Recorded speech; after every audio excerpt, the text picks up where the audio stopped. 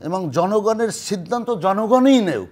আওয়ামী লীগকে জনগণ প্রত্যাখ্যান করলে নির্বাচনের মাধ্যমে করুক, ভোটের মাধ্যমে। জাতীয় পার্টিকে যদি প্রত্যাখ্যান করতে হয় ভোটের মাধ্যমে করুক, কাউকে গ্রহণ করতে হলে ভোটের মাধ্যমে করুক, এটাই তো গণতন্ত্র।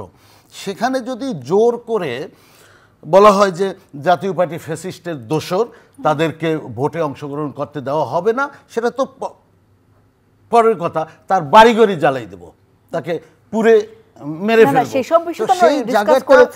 সেই জায়গাটার থেকে যদি আমরা নিশ্চিত হতে পারি, মানুষ যদি বুঝতে পারে যে না, জনগণ যদি বুঝতে পারে ভোট দিবে, তাহলে জাতীয় পার্টিও তো একটি ভোটের অংশীদার।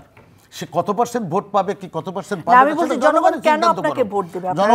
জনগণ যে বর্তমান রাজনৈতিক যে প্রেক্ষাপট, এরশাদ সাহেবের 9 বছরের শাসনকাল, বিএনপির শাসনকাল, যা সবচেয়ে লম্বা সময় যারা শাসন করে গেছেন, তাদের শাসনকালে দেখেছে জনগণ সিদ্ধান্ত নেবে এর মধ্যে থেকে যে হ্যাঁ, জাতীয় পার্টিতে যদি কোনো ভালো নেতৃত্ব থাকে, জাতীয় পার্টি যদি মানুষের কল্যাণে কাজ করতে পারে, তাহলে জাতীয় পার্টিকে ভোট দেবে। জাতীয় পার্টি সরকারের অংশীদার হতে পারে, সরকার গঠন করতে পারে, না হলে বিলীন হয়ে যেতে পারে। সেটা জনগণের উপরে ছেড়ে দিই, জনগণই সিদ্ধান্ত নেক যে জাতীয় পার্টিকে ভোট দেওয়ার যোগ্য কি যোগ্য না।